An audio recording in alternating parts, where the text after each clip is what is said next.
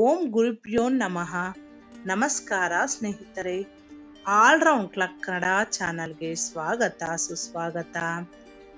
ಇವತ್ತಿನ ವಿಡಿಯೋದಲ್ಲಿ ದೇವರ ಪೂಜೆಯನ್ನು ಮಾಡುವಾಗ ನಾವು ಹೂಗಳನ್ನು ಕಡ್ಡಾಯವಾಗಿ ಅರ್ಪಿಸುತ್ತೇವೆ.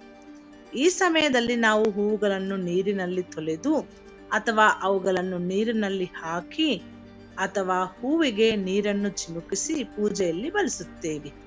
ದೇವರಿಗೆ ಹೂವನ್ನು ಅರ್ಪಿಸುವ ಮೊದಲು ಅವುಗಳನ್ನು ನೀರಿನಲ್ಲಿ ತೊಳೆಯಬೇಕೇ ಬೇಡವಾ ಅಂತ ನೋಡೋಣ ಬನ್ನಿ. ಹಿಂದೂ ಧರ್ಮದಲ್ಲಿ ಪ್ರತಿಯೊಬ್ಬರು ವಿಭಿನ್ನ ದೇವರು ಮತ್ತು ದೇವತೆಗಳನ್ನು ನಂಬುತ್ತಾರೆ ಮತ್ತು ಪೂಜಿಸುತ್ತಾರೆ. ಪ್ರತಿಯೊಬ್ಬ ವ್ಯಕ್ತಿಯು ತನ್ನ ನಂಬಿಕೆ ಮತ್ತು ನಿಯಮಗಳ ಆಧಾರದ ಮೇಲೆ ದೇವರನ್ನು ಆರಾಧಿಸುತ್ತಾರೆ.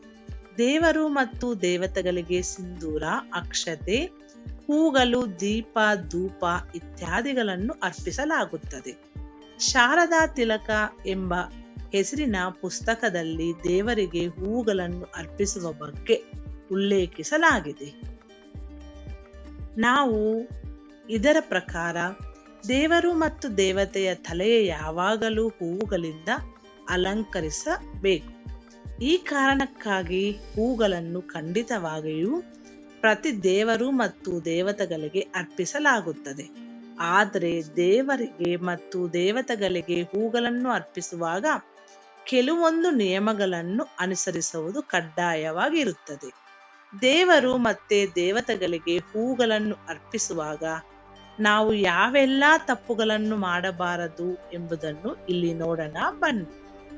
ದೇವರು ಮತ್ತು ದೇವತೆಗಳಿಗೆ ಹೂಗಳನ್ನು ಅರ್ಪಿಸುವಾಗ ಈ ತಪ್ಪುಗಳನ್ನು ಮಾಡಬಾರದು. ಧರ್ಮ ಗ್ರಂಥಗಳ ಪ್ರಕಾರ ಅನೇಕ ಬಾರಿ ಭಕ್ತರು ದೇವರಿಗೆ ಮತ್ತು ದೇವತೆಗಳಿಗೆ ಅರ್ಪಿಸಲು ಮಡಕೆ ಅಥವಾ ಇನ್ಯಾವುದೇ ಪಾತ್ರೆಯಲ್ಲಿ ನೀರನ್ನು ತೆಗೆದುಕೊಂಡು ಅದರಲ್ಲಿ ಹೂಗಳನ್ನು ಹಾಕಿಡುವ ಅಭ್ಯಾಸವನ್ನು ಹೊಂದಿರುತ್ತಾರೆ.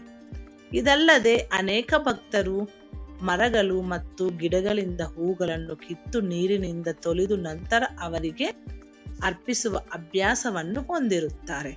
ಆದರೆ ಇಂತಹ ತಪ್ಪುಗಳನ್ನು ನೀವು ಮಾಡಬಾರದು. ವಾಸ್ತವವಾಗಿ ಭಗವಾನ್ ವಿಷ್ಣು ನೀರಿನಲ್ಲಿ ನೆಲೆಸಿರುತ್ತಾನೆ ಎಂದು ಹೇಳಲಾಗಿದೆ. ಶಾಸ್ತ್ರಗಳ ಪ್ರಕಾರ ಬ್ರಹ್ಮಾಂಡದ ಪೋಷಕನಾದ ಭಗವಾನ್ ವಿಷ್ಣುವು ಸಹ ನೀರಿನಲ್ಲಿ ನೆಲೆಸಿದ್ದಾನೆ. ಆದಿಪುರುಷ ವಿಷ್ಣುವಿನ ವಾಸಸ್ಥಾನ ಆಯಾನ್ನಾರ್ ಅಂದರೆ ನೀರು. ಈ ಕಾರಣಕ್ಕಾಗಿ ವಿಷ್ಣುವನ್ನು ನಾರಾಯಣ ಎಂಬ ಹೆಸರಿನಿಂದಲೂ ಕರೆಯಲಾಗುತ್ತದೆ.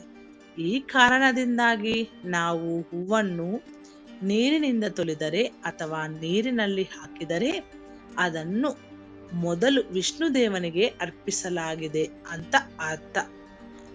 ಈಗ ಒಂದು ದೇವರಿಗೆ ಅರ್ಪಿಸಿದ ಹೂವನ್ನು ಇನ್ನೊಂದು ದೇವರಿಗೆ ಅರ್ಪಿಸಿದರೆ ಪೂಜೆಯಲ್ಲಿ ಸ್ವೀಕಾರಾರ್ಹವಾಗಿರುವುದಿಲ್ಲ. ಆದ್ರಿಂದ ಯಾವಾಗಲೂ ನಾವು ಪೂಜೆಯಲ್ಲಿ ದೇವರಿಗೆ ಹೂವನ್ನು ಅರ್ಪಿಸುವಾಗ ಅದನ್ನು ನೀರಿನಿಂದ ತೊಳೆಯಬೇಕಾಗುತ್ತದೆ ಅಥವಾ ನೀರಿನಲ್ಲಿ ಕೂಡ ಹಾಕಬಹುದು.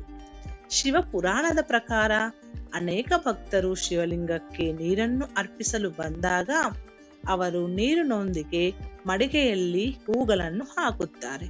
ಇದರಿಂದ ಅವರು ಅದನ್ನು ಶಿವನಿಗೆ ಸುಲಭವಾಗಿ ಅರ್ಪಿಸಬೇಕು ಅಂತ ನಂಬಿಕೆ ಇದೆ.